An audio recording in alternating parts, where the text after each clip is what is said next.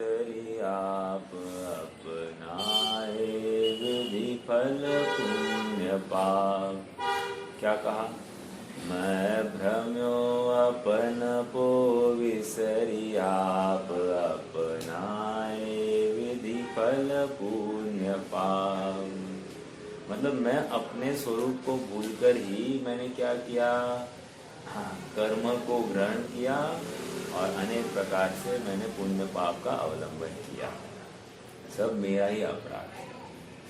एक उक्ति चलती है, यत्र राग पदम दत्ते द्वेषास्तत्र उपजायते।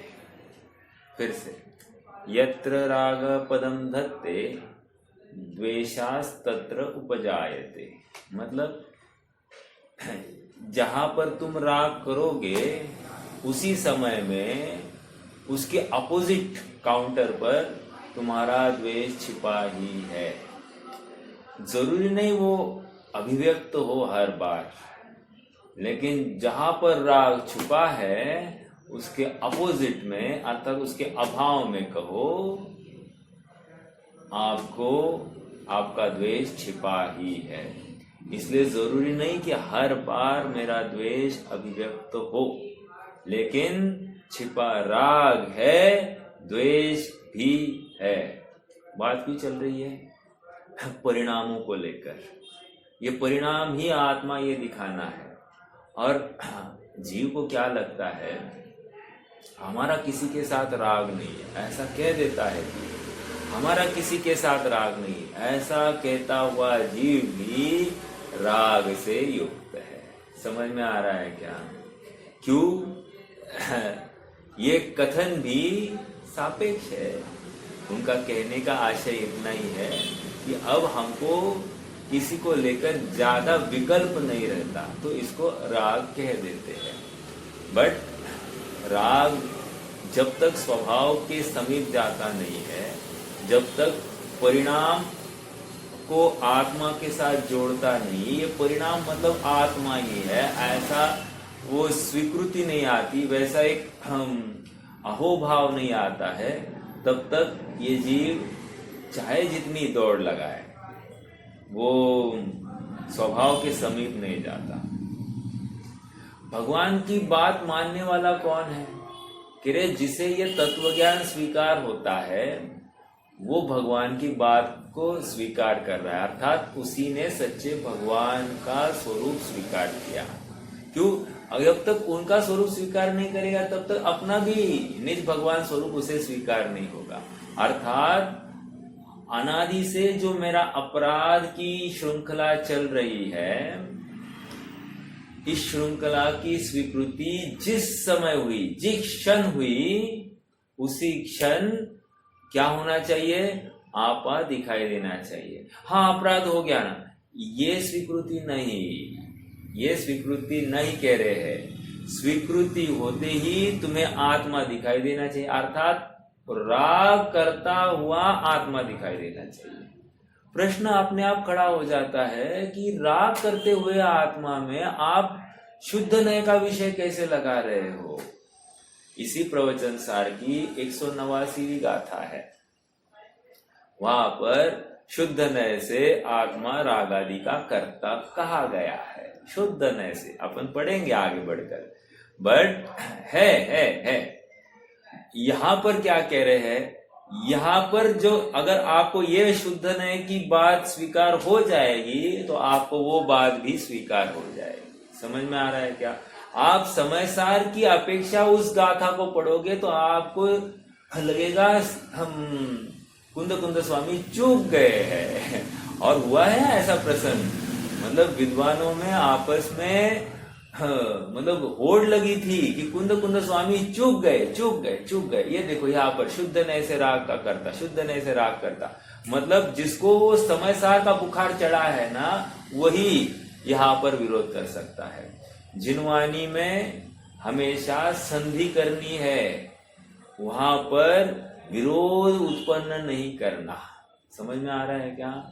जिन वचनों में हमेशा संधि करनी, वहां से वितरागता का पोषण ही निकालना है। राग द्वेष का पोषण तुमने निकाला, भले वो जिनवानी हो गया और तुमने उसमें से राग द्वेष का पोषण किया, तो तुमने अपराध किया है। वो जिनवानी नहीं हो सकती, अर्थात तुम्हारा वचन जिनवानी नहीं है। ओके, इतनी सारी चर्चा मैं ये कह रहा हूं कि विकारी परिणाम में तुम्हें आत्मा दिखा क्या? हाँ, दिख गया। अब क्या? ये पूछना ही तुम्हें आत्मा दिखाई नहीं दिया।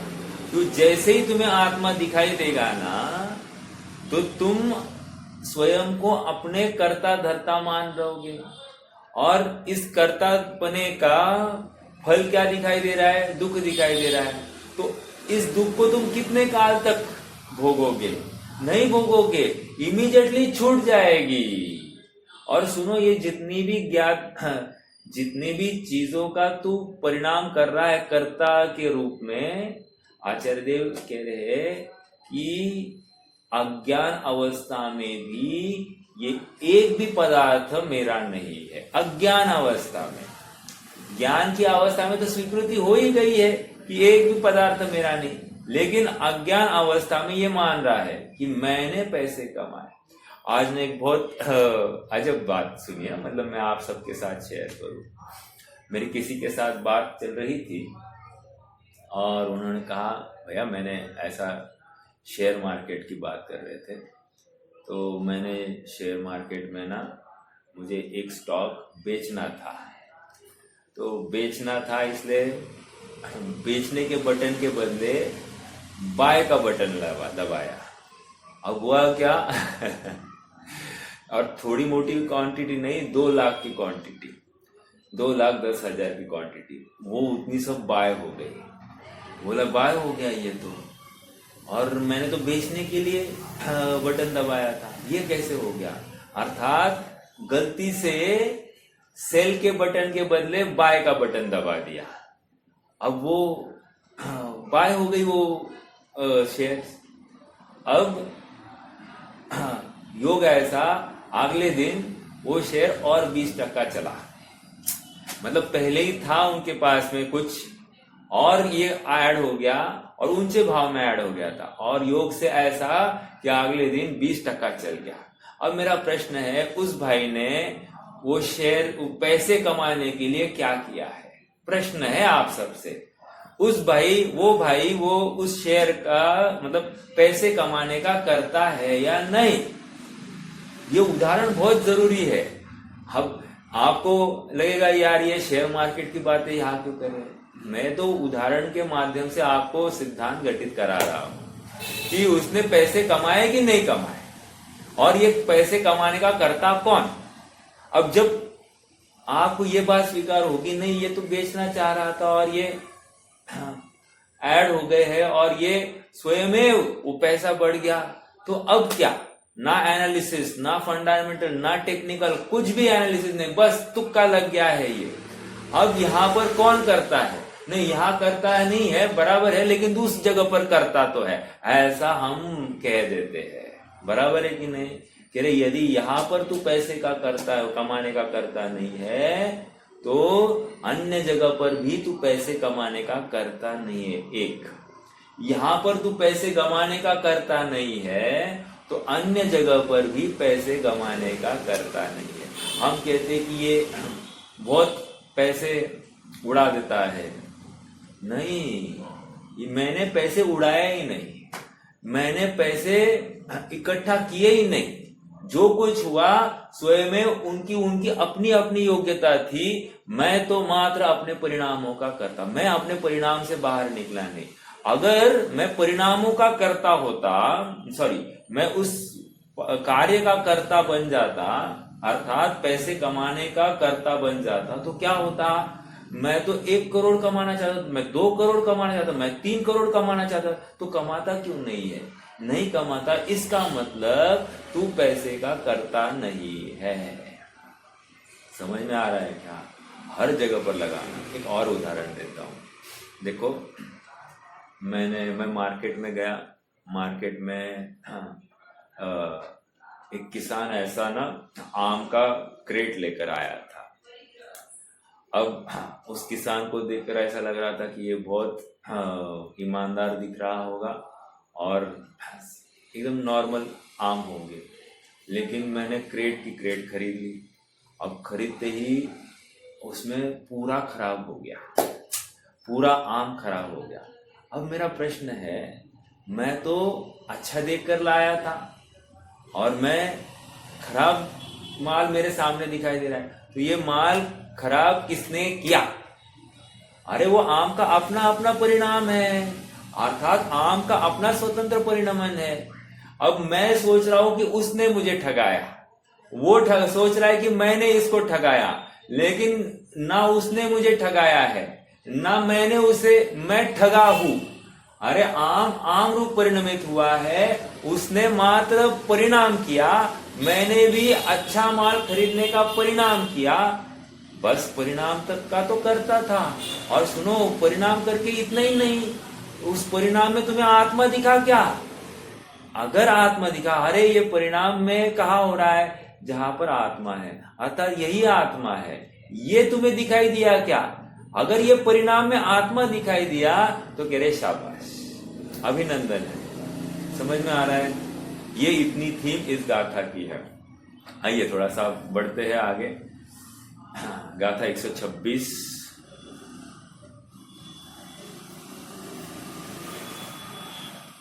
उदाहरण 126 गाथा में उदाहरण क्या दिया है, किसी को पता है क्या? उदाहरण कोई बता सकता है बिना देखे? और उदाहरण से सिद्धांत घटित करना है आपको। कौन बताएगा?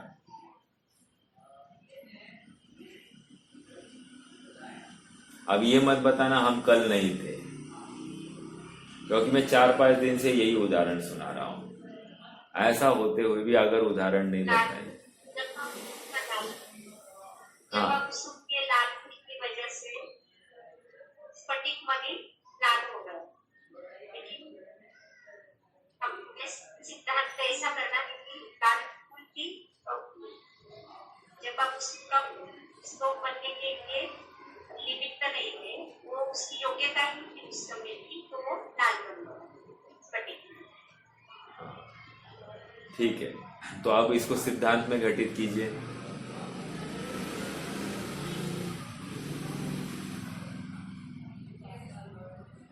द्रव्य कर्म की वजह से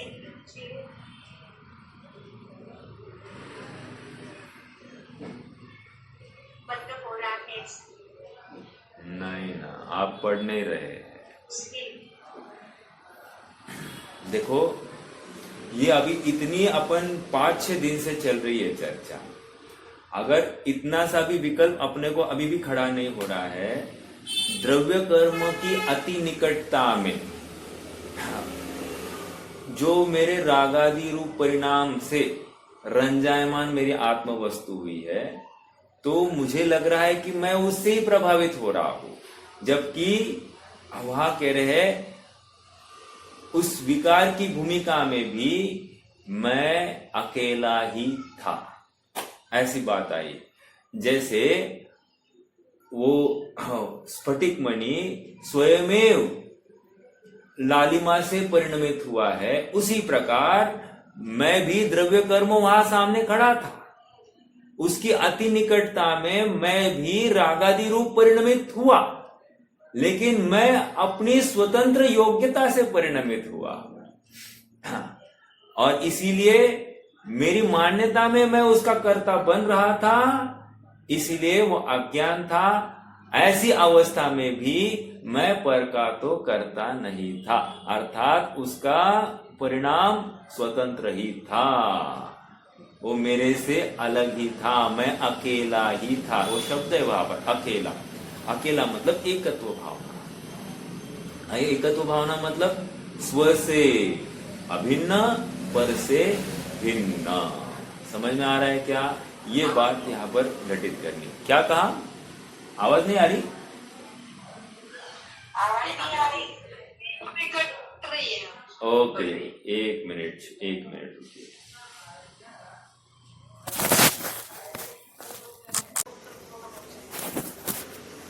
हाँ, कम हो जाता है मतलब छूट ही जाता है। यहाँ तो आचार्य देव कह रहे हैं जिस समय तुम्हें ये परिणाम हो गया, ये स्वीकृति हो गई कि मैं इस विकल्प का करता हूं, मैं ही इस कर्म को, विकल्प मतलब वो परिणाम को कर रहा हूं और उस संबंधी दुख को मैं ही भोग रहा हूं, ये सारी बातें कर्ता, कर्म, करण, कर्मफल, ये सब तुमको अपने में दिखाई दे, संप्रदान, अपादान, अधिकरण सब अपने में दिखाई दे, तो होगा क्या?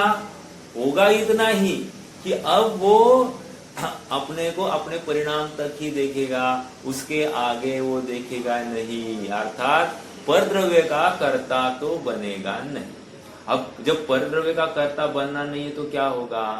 बात इतनी ही होगी, लाभ इतना ही होगा कि इसकी आकुलता कम होगी। ओके, विकल्प तो होते रहेंगे लेकिन आकुलता कम होगी। देखो ज्ञानियों को भी औरों को दान करने के विकल्प होते ही है, हाँ, व्रत आदि अंगीकार करने का भाव होता ही है, पूजन आदि के भाव होते ही है, देव दर्शन आदि के भाव होते ही है, लेकिन दया के परिणाम आते ही है। ऐसा होते हुए भी उस होते हुए विकल्प को वे अपराध मान रहे हैं, अर्थात उस विकल्प से मैं दुखी हूं ये स्वीकार कर रहे हैं और निरंतर मैं मतलब आत्मा ये देख रहे हैं ना वो अपने आप को, जबकि अज्ञानी मैं मतलब आत्मा मतलब असमान जातीय द्रव्य पर्याय प्लस संयोग को लेकर अपने को आत्मा मानता है। समझ में आ रहा है? मैंने आज भी कहा ना कि जहां पर राग खड़ा हो जाता है समझ लेना उसके पीछे अनंत क्रोध छिपा ही है, और जहां पर क्रोध छिपा है समझ लेना उसके विरोध में कहीं ना कहीं अनंत राग छिपा ही छिपा है। ये हमको मानना पड़ेगा, नहीं तो हमने अपने अपराध को स्वीकार किया नहीं है। ठीक है, तो अपराध को स्वीकार करता हुआ जो जीव है उसमें वो अपना आत्मा देख ही रहा है ना। जो अपने को आत्मा देखेगा उसी को अपराध दिखाई देगा, जो आत्मा नहीं देखेगा वो अपराध भी नहीं देखेगा। समझ में आ रहा है क्या? ये यहाँ पर समझना है, महत्वपूर्ण बात है। इस थीम को अगर आप समझोगे ना तो यहाँ पर जो शुद्ध आत्मा की चर्चा कर रहे हैं तो शुद्ध आत्मा की प्राप्ति हो जाएगी। अभी देखो अपन पढ़ेंगे, हाँ देखो लास्ट पैराग्राफ पेज नंबर 161। अब भी मैं अकेला ही करता हूं।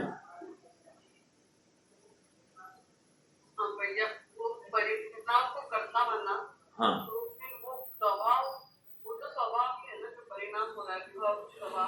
राइट, हाँ आपका प्रश्न ये है कि ये कार्य कहाँ हुआ? मान लो विकार हो गया है, राग हो गया है, द्वेष हो गया है, जो कुछ परिणाम हुआ है वो हुआ है। रामचंद्र जी है, उनको सीता संबंधी विकल्प हो रहा है, तो राग हो रहा है कि नहीं? तो राग हो रहा है तो वो देख रहे हैं कि ये परिणाम मुझ में हुआ है। एक ठीक है, अपन अभी जितने अंश में स्थिरता है उस अपेक्षा वो ये परिणाम मुझ में हो रहा है ये कहना।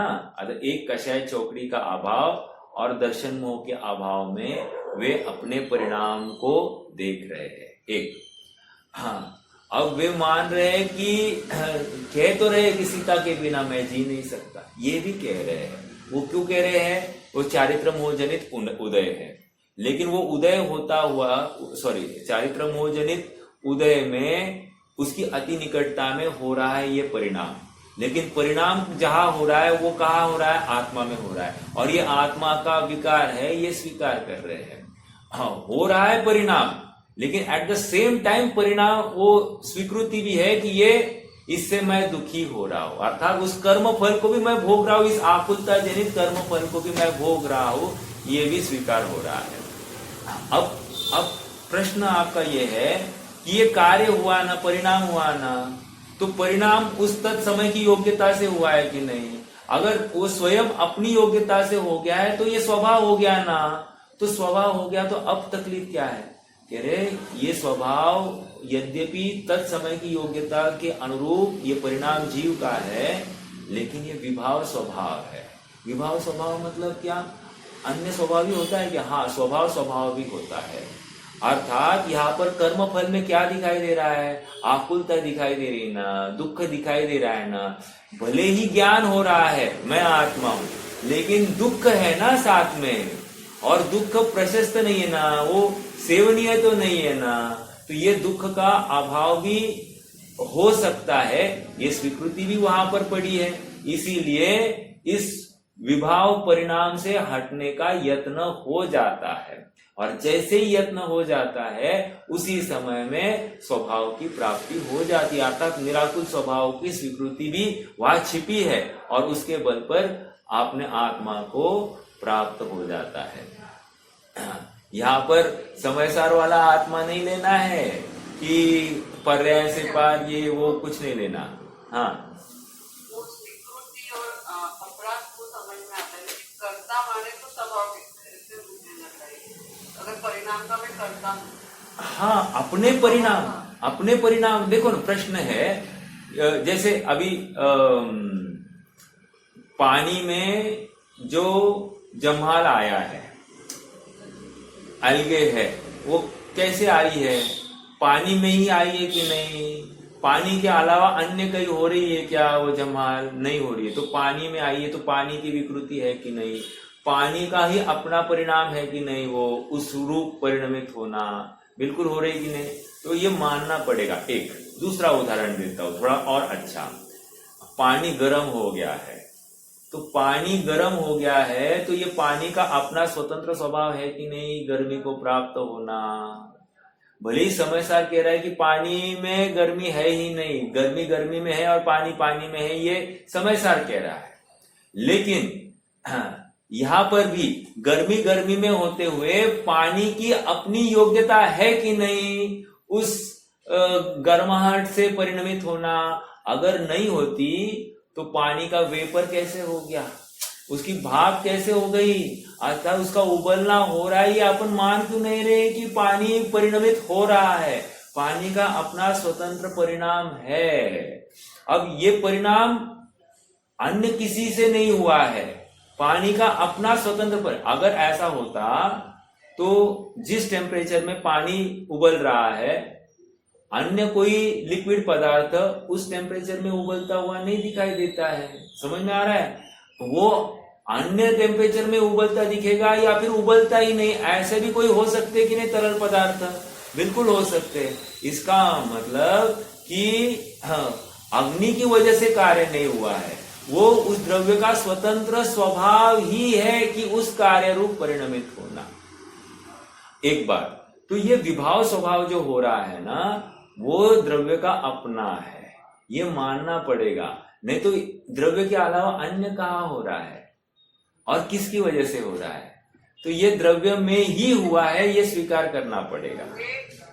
ये समझ में आया कि वो विकारी भाव नहीं देगी। हाँ, लेकिन मैं उस विकारी भाव का करता हूँ, ये मैं करता है, मैंने खुद से किए ऐसा मुझे। आप सुनिए, मेरे ख्याल में आया आपको ये प्रॉब्लम क्यों हो रहा है, क्योंकि आप समयसार का आत्मा देख रहे हैं। समयसार के आत्मा को खड़ा करके आप प्रवचन सार के आत्मा को ढूंढने की कोशिश कर रहे हैं। अर्थात आप अपरिणामी आत्मा को देख रहे हैं, और अपरिणामी आत्मा विकारी कैसे हो सकता है ऐसा आपको लग रहा है। हम कह ही नहीं रहे ना ये अपरिणामी आत्मा है, हम कह रहे हैं ये परिणाम करता हुआ आत्मा है। तो आप जिस लिहाजे से आचार्य देव अपने को लेके जा रहे हैं ना, उसी लिहाजे से यहाँ पर आत्मा देखो तो आपको वो आत्मा दिखाई देगा, नहीं तो आत्मा नहीं दिखाई देगा, आपको विरोध ही भाषित होगा।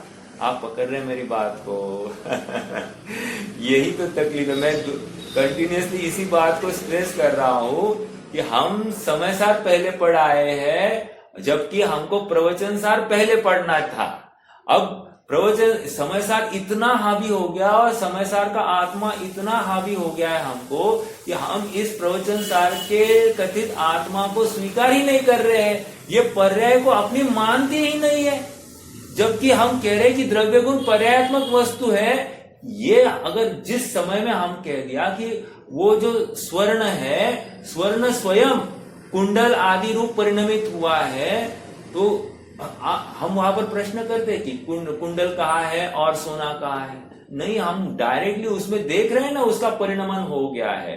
उसी प्रकार हम ये क्यों नहीं स्वीकार करें कि आत्मा ही ऐसे मनुष्य आदि परिणाम रूप परिणमित हो गया है।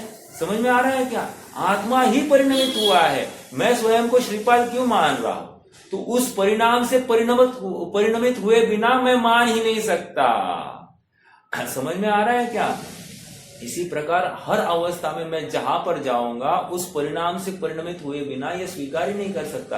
अर्थात आत्मा को ही वो परिणाम करना पड़ेगा, अन्य कौन करने वाला है? और ये परिणाम करता हुआ आत्मा शुद्ध है। क्यों? क्योंकि अन्य द्रव्य रूप नहीं हुआ, अन्य द्रव्य की वजह से नहीं किया, स्वयं इस आत्मा ने ऐसा परिणाम किया है, इसलिए इसको शुद्ध कहा जा रहा है। यहां पर अपरिणामी आत्मा लेना ही नहीं है, परिणामी आत्मा लेना है। और जो परिणाम हो रहा है वो आत्मा में ही हो रहा है, आत्मा के बाहर नहीं हो रहा है। आत्मा के बाहर से कोई इसको प्रभावित भी नहीं कर रहा है। होता तो अन्य की सन्निधि में है, अत्यंत निकटता पाई जा रही है, निमित्त नैमित्तिक संबंध अत्यंत घना है। ऐसा होते हुए भी पर का इसमें रंच मात्र भी प्रवेश नहीं है। मेरे द्रव्य गुण पर्याय में मैं ही हूं, मैं ही व्याप्त हूं, अन्य कोई नहीं। बहुत ये कश्मकश चल रही, जैसे प्रिया भाभी का थोड़े दिन पहले यही प्रश्न था। हाँ, रोहित भैया का भी इसी तर्ज पर प्रश्न था, आप भी उसी तर्ज पर प्रश्न कर रहे हैं। और मैं बार बार कह रहा हूं कि आप समय सार का आत्मा लेकर बैठे हैं, इसलिए आपको प्रवचन सार का आत्मा दिखाई नहीं दे रहा है। और मैं बारंबार इसी तर्ज पर चल रहा हूं कि ये परिणाम करने वाला और कोई नहीं, आत्मा ही है। ये आचार्य भी वही कह रहे हैं, परिणाम कौन कर रहा है? आत्मा कर रहा है ना। आत्मा के अलावा अन्य कोई कर रहा है क्या? पहले तो अगर कोई कर रहा है तो आप मुझे बताओ तो सही, कौन कर रहा है परिणाम? अगर कोई नहीं कर रहा है तो ये स्वीकार करना पड़ेगा ना, परिणाम हुआ ये स्वीकार है कि नहीं है। फिर अन्य ने किया है या मैंने किया, इतनी सी दो ही बातें रहती है ना, या तो अन्य द्रव्य ने की है या तो मैंने की है। इसके अलावा और कोई तीसरा तो विकल्प नहीं है ना, नहीं है। अन्य द्रव्य कर सकता है क्या? नहीं कर सकता है। बचा कौन? मैं। तो अनुशेष न्याय से मैं ही इन परिणामों का करता हूं, ये भी बात सिद्ध हो रही है। न्याय से मैं अभी ये बात सिद्ध कर रहा हूं, और कोई नहीं कर सकता तो मैंने ही किया, ये बात स्वयं सिद्ध हो रही है। क्यों हमको विरोध हो रहा है कि ये मैं परिणाम मैंने नहीं किया है? कितने जन मेरे साथ सहमत है? मतलब आपको तर्क तो अच्छा हुआ आपने प्रश्न पूछा, नहीं तो ये उत्तर भी नहीं आता। हाँ, क्योंकि मुझे बहुत आनंद आया ये उत्तर सुनकर। मतलब मैंने स्वयं अभी ऑन द फ्लाई ये परिणाम हुआ है।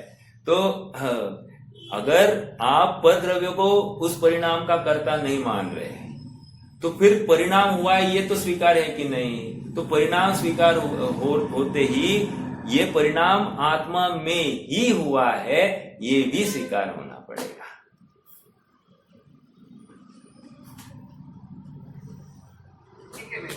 ओके, रोहित भैया पकड़ में आ रही क्या बात? हाँ भैया। बैठ रही है क्या? मतलब बराबर लग रहा है क्या तर्क, या कुछ कम ज्यादा है? नहीं भाई, सही। ठीक है, चलो चलिए। दोनों बैलेंस करने पड़ेगा भैया जी, तो नहीं करना पड़ेगा, नहीं है फिर से नहीं, समझ नहीं है ऐसा। बराबर है, बिल्कुल बिल्कुल करना पड़ेगा में फिर से ना वो खिंचाव है उस तरफ कि भाई वो आपने दिन वो मतलब दोनों एक साथ साइमल्टेनियस रखना है। क्या क्या साइमल्टेनियस रखना है? मतलब जैसे परिणाम भी हुए, हाँ, विवाह भी हुए, हाँ, तो मेरे नहीं हुए, लेकिन ये प्रवचन सार में ही है।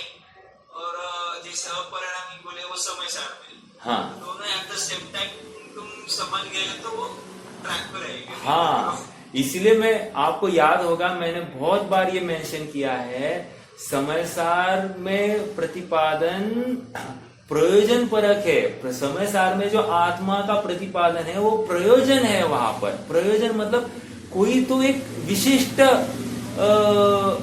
प्रयोजन मतलब एक इंटेंशन है, समझ में आ रहा है क्या? लेकिन प्रवचन सार का आत्मा या पंचास्तिकाय संग्रह का आत्मा या द्रव्य संग्रह का आत्मा, द्रव्य संग्रह में हालांकि दोनों आत्मा बताए हैं, बट ये देखो द्रव्य संग्रह का आत्मा कोई बता सकता है क्या? कौन बताएगा? फटाफट जल्दी बोलो। द्रव्य संग्रह का दूसरे गाथा का आत्मा, दूसरे गाथा में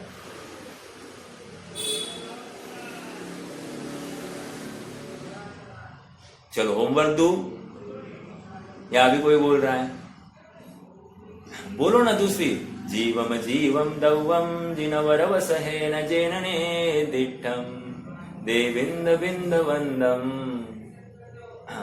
वंदे तो सौवदा सिरसा जीवो चरित दंसन में क्या है? है विश्व सोढ़ गई, ऐसा सब आए, 9 विशेषण आए वहां पर। हाँ मैं भी गाथा बोल रहा हूं,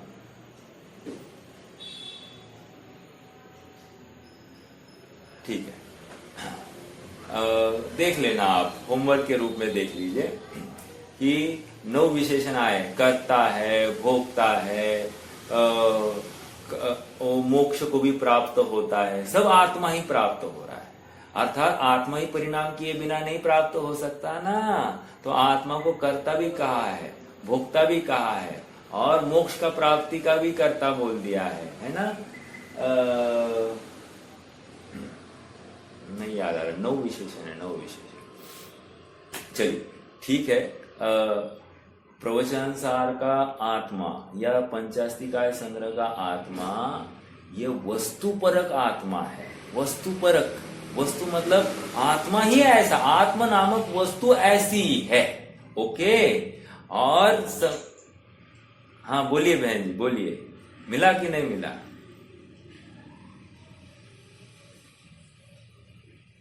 नहीं मिला, चलो। हाँ, और समय सार का जो आत्मा है वो आत्मा प्रयोजन परक है। अब मेरा एक प्रश्न है, वहां पर ऐसा आत्मा और यहाँ पर ऐसा आत्मा, कंफ्यूजन हो गया, कौन से आत्मा को ध्यान समझ में आ रहा है? ये बहुत बड़ा प्रश्न हो सकता है। देखो यहाँ पर पर्याय से युक्त आत्मा, पर्याय से युक्त आत्मा बारंबार कह रहे हैं ना, तो इस जीव को क्या लगने लग गया है मालूम है? प्रवचन सार की एसिडिटी मतलब क्या, मैं आपको बताता हूं। एसिडिटी मतलब गलत धारणा कैसे करता है जीव। प्रवचन सार पढ़ के गलत धारणा, प्रवचन सार पढ़कर इसको लगने लग गया ये पर्याय से युक्त आत्मा मैं हूं, राइट? और वर्तमान में राग द्वेष विकारी परिणाम हो रहे हैं, तो यही परिणाम से युक्त मैं आत्मा हूं, तो मैं शुद्ध नहीं हूं ना, तो मैं तो रागादि से निरंतर विकार को ही प्राप्त हो रहा हूं, ऐसे ही विकारी आत्मा हूं, और वो हताश हो रहा है। समझ में आ रहा है? अर्थात पर्याय को ही सर्वथा मैं मान बैठा है। समझ में आ रहा है? या यही मेरा मतलब यही मेरा गंतव्य है कि पर्याय से युक्त होना ही, मतलब विकार को प्राप्त होते रहना, क्योंकि द्रव्य कर्म है और उसकी अति निकटता में मुझे विकार रूप परिणाम हो ही रहा है, तो इसलिए वो अपने को पर्याय से अधिक अर्थात पर्याय से पृथक परिणाम वाला देखने के लिए तैयार नहीं। मतलब इसके अलावा भी कोई परिणाम आत्मा कर सकता है, ये इसे समझ में नहीं आ रहा है। मैं समझा रहा हूं ना आपको, आप समझ रहे हैं? मतलब कि इस पर्याय से पृथक अन्य कोई परिणाम हो सकता है, ये इसे स्वीकार नहीं। अर्थात ये चतुर्गति रूप परिणाम में ही अटका है, पंचम गति रूप परिणाम मैं कर सकता हूं, ये स्वीकार ही नहीं कर रहा है। जैसे मुझे एक रोग हो जाए तो मैं सबसे पहले परिणाम क्या करूंगा? इस रोग के अभाव का विचार करूंगा कि नहीं, अरे हो गया, अर्थात मैं आत्मा नहीं हूं, पहले यही तो खत्म हो गई तुम्हारी बात। समझ में आ रहा है क्या? ज्ञानी इससे विपरीत विचार करता है। हाँ, उसको विकल्प तो होता है, लेकिन स्वीकार होता है विकल्प जो हुआ है आत्मा में, लेकिन एट द सेम टाइम संयोग अपनी योग्यता से खड़े होने वाले हैं। मैं उन संयोगों का कुछ करता नहीं हूं। समझ में आ रहा है क्या? देखो, हाँ, वो जो कोड का अभाव हुआ है, ठीक है, कोड का जो अभाव हुआ है मुनिराज के, वो किसने किया? एक द्रव्य अगर दूसरे द्रव्य का कर्ता नहीं है और रातों रात में कोड का अभाव हुआ है तो किसने किया, प्रश्न है। तो शरीर का अपना स्वतंत्र परिणमन है और उस समय में आत्मा ने कुछ भी नहीं किया है। आत्मा तो मात्र ज्ञाता दृष्टा ही रहा है। ओके, आत्मा ने विकल्प तक नहीं किया है उस समय में।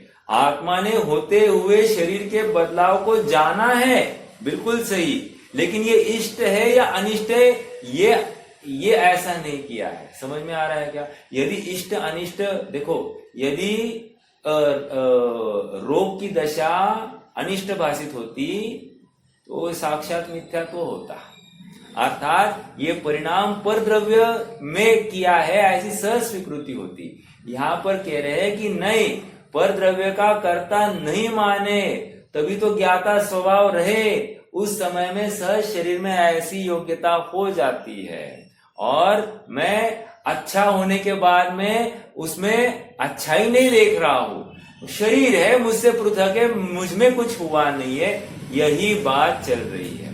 आप समझ रहे हैं क्या?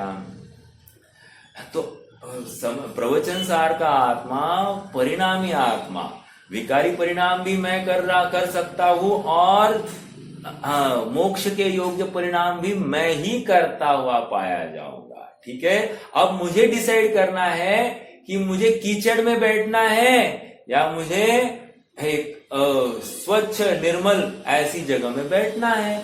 ये मैंने डिसाइड करना है। मैंने डिसाइड करना है मतलब क्या? जब तक मैं इस अवस्था को अर्थात त्यागने योग्य नहीं स्वीकार करूंगा, दुख रूप नहीं स्वीकार करूंगा, तब तक वहां से हटने का भी यत्न नहीं होता है।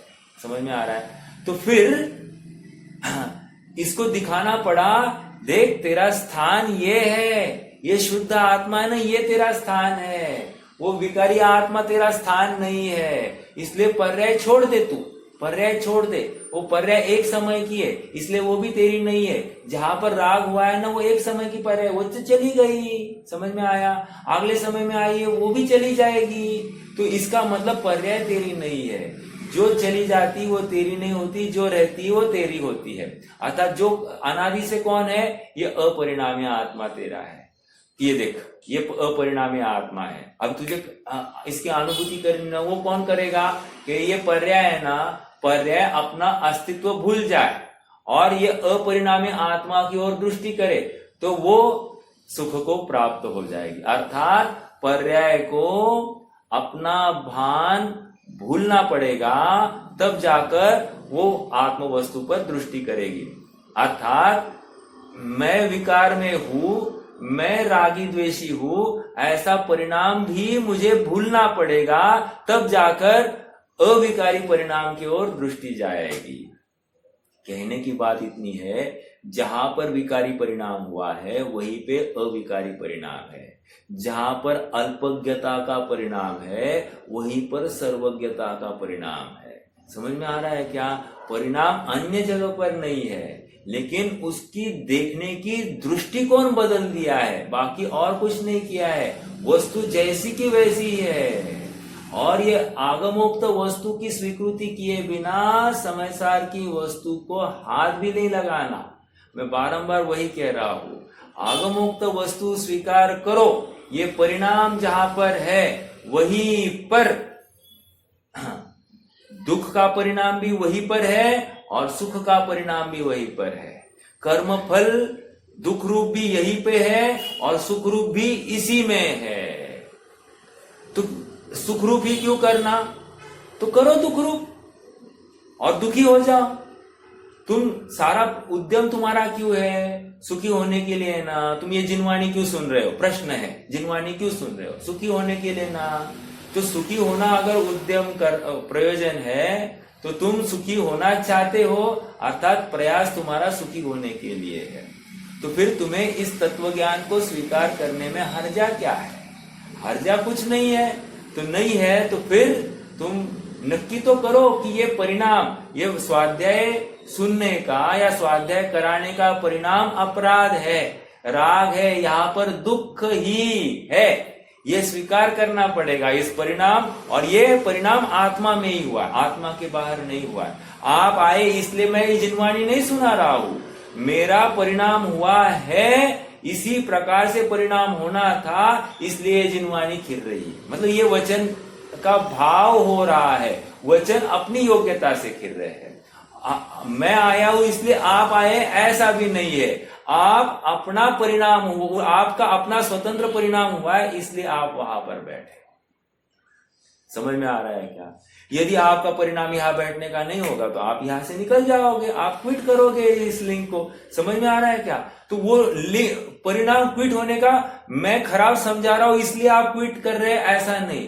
आपका परिणाम अन्य कुछ करने का होगा, लेकिन वो परिणाम भी जब है जहां पर हो रहा है वो आत्मा में ही हो रहा है। इतनी सी बात स्वीकार करनी है। जब ये ऐसी बात स्वीकार हो जाएगी तो आप कौन सा परिणाम सही और कौन सा परिणाम गलत ये आप स्वयं एनालाइज करोगे। और फिर वो मैं पर का कुछ कर नहीं सकता तो पर के लिए अब प्रयास क्यों होगा मेरा? पर के लिए प्रयास क्यों होगा? अगर मैं पैसे कमाता ही नहीं तो पैसे कमाने के लिए प्रयास क्यों होगा? अगर मैं भोजन खाता ही नहीं तो मैं भोजन खाने का अर्थात भोजन सेवन करने का प्रयास ही क्यों होगा? अगर मैं पानी पीता ही नहीं तो पानी पीने का प्रयास ही क्यों होगा? अगर मैं किसी को उपदेश दे ही नहीं सकता तो उपदेश देने का परिणाम होगा ही क्यों? नहीं होगा। ये कब होगी बात स्वीकार? जब स्वभाव की प्राप्ति हो जाएगी तब। समझ में आ रहा है क्या? आप कहोगे ज्ञानी भी उपदेश देते पाए जाते हैं, लेकिन वे उसको हे जानकर, दुख रूप मानकर, उनको उस भूमिका में वो विकल्प आता है, लेकिन वो उसको उपादेय नहीं मानते, उसको हे जानकर उसमें प्रवृत्ति करते हैं। हम हर परिणाम को, अभी ये प्रवचन कोई दे रहा है तो इसको उपादेय जानकर मैं दे रहा हूं तो ये अज्ञानी हूं, और यही परिणाम दुख रूप भाषित होकर दे रहा हूं, अर्थात ये मेरा स्वपद नहीं है, उपदेश देने से कोई समझता नहीं है। ये जिस दिन नक्की करेंगे तो मुझे किसी को समझाने का विकल्प नहीं रहेगा, अर्थात राग नहीं रहेगा, वो तो सहज उस अवस्था में ये परिणाम आ जाएगा। मैं उसका कर्ता नहीं बनूंगा।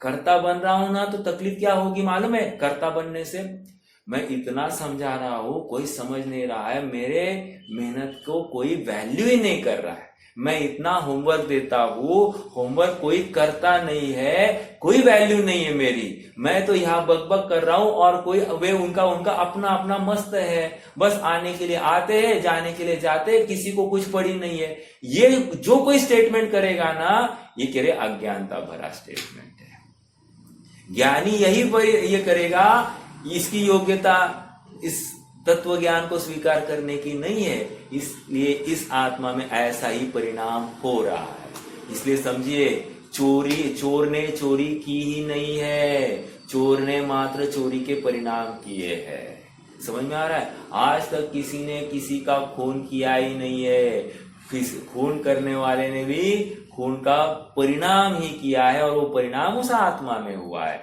अज्ञानता से किया है या ज्ञान से किया है अलग बात। सच्ची बात तो किसी ने पर द्रव्य का कुछ भी किया नहीं है, अपने में ही जो कुछ हुआ है सब अपने में हुआ है। अब ऐसा है तो हम पर का कुछ नहीं करेंगे, देखते कैसे कार्य होते। अभी भी अज्ञानता है। क्यों? अभी भी कर्ता बना छोड़ने के लिए तैयार नहीं करने का कर्ता बन रहा है। समझ में आ रहा है क्या? मैं देखता हूं ना, मैं नहीं हूं तो यहाँ रोटी कौन खिलाएगा? मैं जैसे ही यहां से चली जाऊंगी ना तो तुम्हारी दिक्कत हो जाएगी। हमने देखा है तुमने कैसी तकलीफ हो रही है, तुम्हारी कितनी चिड़चिड़ाहट होती है, हमने देखा है। मैं हूं इसलिए तुम शांत हो, ऐसा जो भाव है वो भी अज्ञानता भरा। समझ में आ रहा है? अन्य कौन सा भाव करे? हो सकता है ऐसा क्या कि स्वयं मैं, मान लो मेरे घर वाले कोई सदस्य नहीं है और मुझे काम करना पड़े तो मुझे आकुलता हुई, हुई है, बराबर है, आकुलता हुई है, ये बात सच्ची है, लेकिन आकुलता वे नहीं है इसलिए हुई है, ये 100% गलत है। समझ में आ रहा है क्या? मैं अपने स्वयं क्या है, मैं भ्रम्यो अपनपो विसरी आप, अपनाए विधि फल पुण्य पाप। तो मैं अपने को भूल कर ये सब कर रहा हूं, और आचार्य देव कह रहे तू स्वयं को याद करके ये कर। समझ में आ रहा है क्या? तो याद करके कर कह रहे हैं ना, तो उस समय में तू करेगा ही नहीं पर का, तू क्या करेगा, अपने परिणामों को देखेगा। अरे ये परिणाम हुआ, ये गलत, ये परिणाम हुआ, ये अच्छा, ये ऐसा, तू अपने आप उसमें विभाजन करना सीख लेगा। और एक समय ऐसा आएगा कि अब पर का कुछ हो ही नहीं रहा है, मैं करता ही नहीं, तो क्यों चेष्टा करूं मैं पर का। समझ में आ रहा है? ऐसा ही हर जगह पर लगाएगा। पैसा नहीं, पैसा 7 पुष्टियों के लिए क्यों करना, अगर उनका पुण्य होगा तो बच्चे स्वयं कमाएंगे, मैं क्यों पैसे कमा रहा हूं, नहीं दान करूंगा। अरे दान मैं देने वाला हूं ही नहीं, तो मैं दान क्यों दूंगा, मैं पैसे फिर कमाने का विकल्प ही छूट जाता है। लाखों वर्षों तक जीऊं या मृत्यु आज ही आ जाए। कल भी बात कही थी, आज भी कह रहा हूं, निरंतर अपने को अब ये आत्मा देखने लग गया है। आत्मा का कभी नाश होता ही नहीं है, आत्मा किसी अन्य से प्रभावित होता नहीं है। ये सब नक्की होने के बाद में भय चला जाता है, लोभ चला जाता है, क्रोध चला जाता है, मान चला जाता है, माया चली जाती है। एकदम सरल अपने को हर कार्य का कर्ता मानता है। अपना अपराध हो गया, हो गया, बस स्वीकार करता है, और इसमें सहजता आ जाती है। इसको सहजता कह रहे। किसी का कुछ करना नहीं है, मतलब क्या, होते हुए को देखना है। समझ में आ रहा है क्या? ये विकल्प आए बिना रहते नहीं। मंदिर खड़ा करने का विकल्प भूमिका के अनुसार आएगा, लेकिन वो मंदिर का कर्ता मैं नहीं हूं। मंदिर तो ईंट और पत्थर और स्टील की रचना से, उनके एक पने से वो मंदिर खड़ा हुआ है, सारी पुद्गल की रचना है, मैंने मात्र विकल्प किया है। समझ में आ रहा है क्या? यदि मैं मंदिर का कर्ता बन जाऊं तो मेरा एक एक आत्म प्रदेश उस मंदिर में व्याप्त होना चाहिए। यदि मैं रोटी का कर्ता बन जाऊं तो मुझे रोटी में व्याप्त होना पड़ेगा। यदि मैं उस घड़े का कर्ता बनूं तो मुझे उस घड़े में व्याप्त होना पड़ेगा। यदि मैं इस कंगन का कर्ता बन जाऊं तो इस कंगन में मुझे व्याप्त होना पड़ेगा, जो कि नहीं हुआ हूं। इसका मतलब मैंने मात्र विकल्प किया है। इसी को समय सार में 101, 102, 100, 101, 102 नंबर की गाथा, वहां पर कुम्हार ने घड़ा बनाया ही नहीं है। कुम्हार का मात्र योग और उपयोग इतना ही वहां लगा। अब मेरा प्रश्न है आप सबसे, योग और उपयोग का अर्थ क्या? योग और उपयोग का यह प्रवचन सार की अपेक्षा अर्थ क्या लगाएंगे?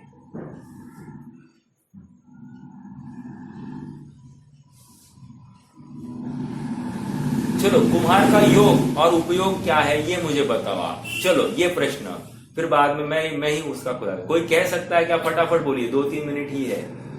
कह सकता है तो बोल दीजिए हाँ, नहीं तो मैं बता देता हूं। नहीं, चलो देखो,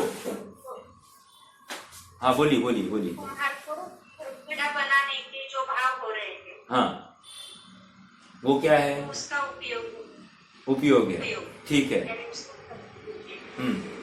और योग यानी उसके लिए जो मिट्टी आदि एकत्रित करना, उसके हाथ, वो जो भी क्रिया हो रही, वो योग। रॉन्ग। जब हम कह रहे हैं आत्मा का आत्मा में ही हो रहा है, आत्मा के बाहर कुछ भी नहीं किया है, तो फिर वो उपयोग वैसा, मतलब योग की गलत हो गई बात, योग की बात गलत हो गई। मेरा एक प्रश्न है, योग आत्मा में है या शरीर में है? चलो बोलो। आत्मा में। तो आत्मा प्रदेश में जो स्पंदन हो रहा है, हाँ वही है ना? हाँ वही है। तो आपने क्या कहा? योग जो भाव हो रहे हैं, हाँ, योग का क्या होगा? अरे देखो मैं बताता हूँ। चलो, आपने ऑलमोस्ट योग उपयोग को, अभी फिर से आप कंफ्यूज हो गए हो, ठीक है। योग और उपयोग मतलब क्या? उपयोग मतलब, एक मिनट, हाँ ठीक है। योग मतलब आत्म प्रदेशों का कंपन, अर्थात वो भाव जो हो रहा है ना, वो जो भाव हो रहा है ना कुम्हार को कि ये करूं वो करूं, वो भाव, अर्थात अभी यहां पर इस पर्टिकुलर कॉन्टेक्स्ट में क्या परिणाम, वो हो गया योग।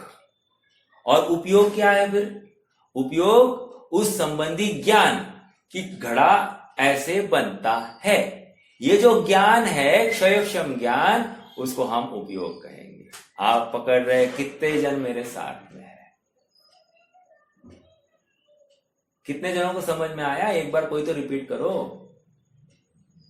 हाँ भैया। क्या क्या? हाँ, उपयोग यानी क्षयक्षम ज्ञान जो वेरी गुड, घड़ी के संबंधी जो हो रहा है, राइट। और योग जो आत्मा के कंपन से जो भाव हो रहे, उसके परिणाम हो रहे, वो बस समझ में आया। अभी यहां पर लगाना, देखो वहीं पे है ना, मेरे ख्याल से 50वां कलश भी वहीं पे होना चाहिए, आई एम नॉट श्योर, नहीं होगा तो भी यह परिणमति से करता, वहां पर भी वही बात आ रही है फिर से, यह परिणमति से करता और स्वतंत्रतया करता, वही बात आ रही है सब जगह पर। प्रवचन सार की टोन, आपको 1000 जगह दिखा सकता हूं कि प्रवचन सार की भाषा आ रही है पूरे समय सार में, लेकिन हम वो एक इतना वो आत्मा बैठ गया हमारे जहन में कि हमको अन्य कोई आत्मा दिखाई ही नहीं दे रहा है। चलो कोई बात नहीं, योग और उपयोग समझ में आया। योग मतलब क्या? वे परिणाम, और उपयोग मतलब उस संबंधी ज्ञान। समझ में आ रहा है क्या? घड़ा कैसे बनाया जाता है, इस संबंधी ज्ञान ये उपयोग है। अभी ये कुम्हार क्या है? इस उपयोग का और इस योग का कर्ता बन रहा है। कर्ता बन रहा है मतलब उस परिणाम का ही करता है। अब इन दोनों को, योग और उपयोग को परिणाम में डाल दो ना, कोई प्रॉब्लम नहीं है, बस उतना ही करता है। कुम्हार ने घड़े में कोई मिट्टी में एक कण किंचित मात्र भी प्रवेश किया नहीं है। अरे कुम्हार ने उसको हाथ तक लगाया नहीं, स्पर्श ही नहीं किया है उसको। ऐसा कैसा कहते हो आप? उसी ने आकर दिया उसी ने आकर दिया, उसी ने सब किया है, और आप कह रहे हो नहीं, कुछ भी नहीं है। अगर कुम्हार उस घड़े का कर्ता बनता तो कुम्हार को घड़े रूप परिणमित होना पड़ता, फिर कुम्हार को सेका जाना पड़ता, और क्या क्या करना पड़ता, रौंदा जाना पड़ता, सब मिट्टी के साथ सब कुछ कुम्हार को करना पड़ता, तो कितने दुख भोगने पड़ते। लेकिन नहीं ना, कुम्हार का कुछ या किंचित मात्र भी उस घड़े में गया नहीं है। मिट्टी की अपनी स्वतंत्र योग्यता थी, इसीलिए उस समय की योग्यता में ही मिट्टी उस कार्य रूप परिणमित हुई है। क्योंकि मिट्टी तो कब से है, लेकिन मिट्टी इसी काल में क्यों परिणमित हो गई? क्योंकि उसकी स्वतंत्र योग्यता थी उसी समय में उस कार्य रूप। कुम्हार की अति निकटता में उस घड़े रूप कार्य रूप परिणमित होने की योग्यता उसी काल में थी, लेकिन मिट्टी ही स्वतंत्र रूप से ऐसी परिणमित हुई है। समझ में आया? योग और उपयोग ये कहा की बात है, ये समय सार में बताई है। अभी सेम टू सेम प्रवचन सार की बात है कि नहीं? आपको भाषा में कुछ भी फर्क दिख रहा है क्या? कि आत्मा ही अपने परिणाम का करता है, यही तो यहाँ पर कह रहे, वही तो वहां पर कह रहे, अर्थात अपने से अभिन्न और पर से भिन्न, यही समझा रहे हैं वहां पर भी। हम प्रवचन सार की भाषा पकड़ ही नहीं पाए। कितने जनों को लग रहा है कि हाँ ये प्रवचन सार जैसी ही भाषा है? कितने जनों को लग रहा है? एक जन तो हाँ बोलो, या किसी को नहीं लगा? लग रहा है भैया, बिल्कुल लग रहा है ना? या मेरे हाँ में हाँ लगाने के लिए आप कह रहे हो? अरे गंभीरता से विचार करना कि ऐसा ही है या अन्य है। अगर वहां पर ये है तो हमको वो बात वहां पर स्ट्राइक क्यों नहीं कि आत्मा ही परिणाम कर रहा है, हमको वहां पर स्ट्राइक क्यों नहीं हो रही है?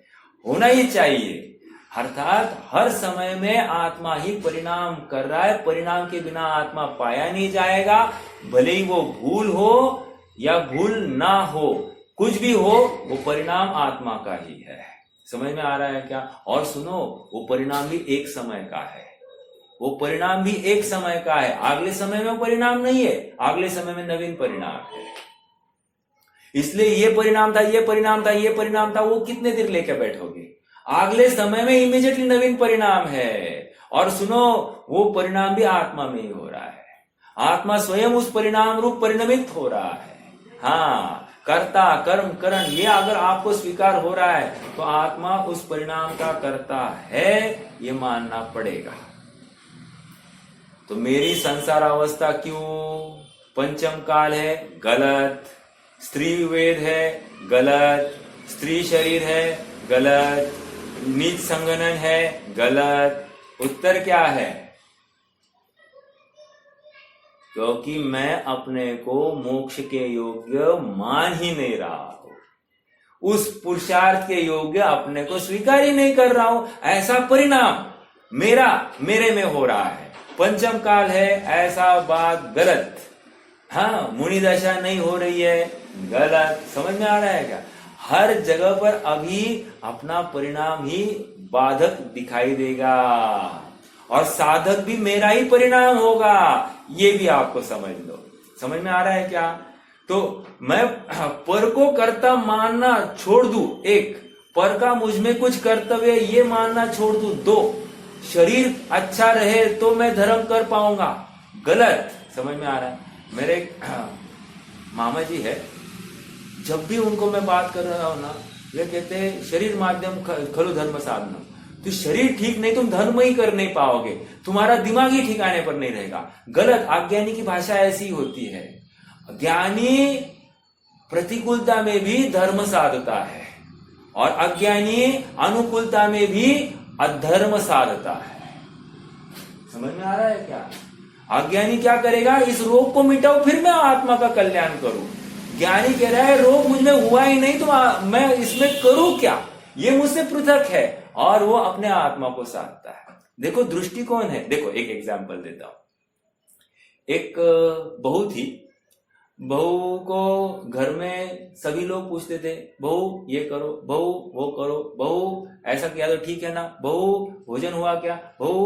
तो बहू को लगता है यार ये क्या घर है, दिन भर मेरे बिना यहाँ पर कुछ भी चलता नहीं है। ये बहू एक। दूसरी बहू आ गई, बहू कह रही है, उसको फिर सब लोग बहू ये, बहू वो सोचने लगी अरे कितना बढ़िया घर है, कितने पूछते हैं मुझे। मतलब एक का नजरिया, अरे यार क्या परेशानी है, मेरे बिना कुछ तो करो तुम खुद का। और यहाँ पर इसको लगता है कि अरे वाह कितना पूछते हैं अपने को। अब ये नजरिए का ही तो अंतर है। उसी प्रकार यहाँ पर कह रहे हैं परिणाम आत्मा में ही हो रहे हैं। अभी किस टाइप के परिणाम उपादेय है और कौन से परिणाम है इसका निर्णय हमको करना पड़ेगा, क्योंकि प्रश्न हमारे सुख का है। चहु गति दुख जीव भरे है, परिवर्तन पंच करे है। क्या कह रहे? चहु गति दुख भरे है। इसका मतलब एक भी दुख कहूं न सुख संसार में, सब जगह देखो छान। ये बोलने के लिए नहीं है, और ये संसार का कारण मेरा परिणाम ही है। संसार के योग्य संसरण खिसक गया है मेरा आत्मा अपने स्वभाव से, तभी तो जाकर ये संसार खड़ा हो रहा है। अर्थात पर पदार्थ में खिसका है, और जब तक पर पदार्थ में खिसका रहेगा तब तक मैं अज्ञानी बना रहूंगा। तथास्तु। समझ में आ रहा है क्या? बहुत गंभीर बात है। कितने जन मेरे साथ में हैं? तू धीरे धीरे मेरे साथ साथ आगे चल, नई है मंजिलें, नए है रास्ते, नया नया सफर है तेरे वास्ते। समझ में आ रहा है क्या? धीरे धीरे चलो चलो, आगे बढ़ो, यही मार्ग है, ऐसा ही है, इसी मार्ग से आगे चलो। आचार्य देव हमको जो रास्ता दिखा रहे हैं ना, उस रास्ते उनके दृष्टि से आप देखो आपको चांद दिखा रहे हैं तो पहले आपको उंगली दिखा रहे हैं, तो पहले उंगली के पास देखो। अब उंगली के पास देखते रहोगे तो तुम्हें क्या दिखाई देगी? उंगली ही दिखाई देगी, चांद दिखाई देगा नहीं। अब क्या करना पड़ेगा? उंगली की दृष्टि दूर करनी पड़ेगी और चांद की तरफ देखना पड़ेगा। अब हम तुमको आत्मा दिखा रहे, तुम शब्दों में मत अटको। अभी अभी हमने जो उंगली का निर्देश किया है उस आत्मा की तरफ किया है, तो उस अब आत्मा की तरफ देखो ना, परिणाम कहाँ हो रहा है, देखो तो सही है। राग हुआ है, द्वेष हुआ है, कषाय हुई है, दुख हुआ है, तो दुख का कारण दूसरा नहीं है, तुम्हारी वजह से ऐसा हो ही नहीं सकता। मैं भ्रम्यो अपनोपो विसरिया, दिन भर सुबह सुबह कहते हो मैं दुखी हुआ तो स्वयं की वजह से दुखी हुआ, अभी यहां पर कह रहे हो कि तुमने मुझे दुखी किया। ऐसा दो टप्पी बातें मत करो। समझ में आ रहा है क्या? हाँ मैं दुख अपराधी, समझ में आ रहा है? स्वयं कह रहा है कि मैं अपराधी हूं और बाद में कह रहा है नहीं तुम ही अपराधी हो, मैं अपराधी नहीं हूं। समझ में आ रहा है? चलिए रुकना है, समय तो हो गया है। कोई प्रश्न है तो रख सकते हैं, नहीं तो निर्वाणी स्तुति। प्रश्न ये ऐसा है, सिद्ध भगवान मोक्ष में गए, रिटर्न क्यों नहीं आए? तो आचार्य देव कह रहे वो श्रद्धान का बल है कि मैं अकेला ही था, अकेला ही हूं, अकेला रहूंगा, अर्थात मैंने पर का मुझमें प्रवेश है ही नहीं। इस श्रद्धान के बल पर अब उसको पर द्रव्य में कुछ करने का भाव रहता ही नहीं है। समझ में आया क्या? अब जब तक ये श्रद्धा हम नहीं करेंगे तब तक हम सिद्ध नहीं होंगे। सिद्ध स्वरूप भी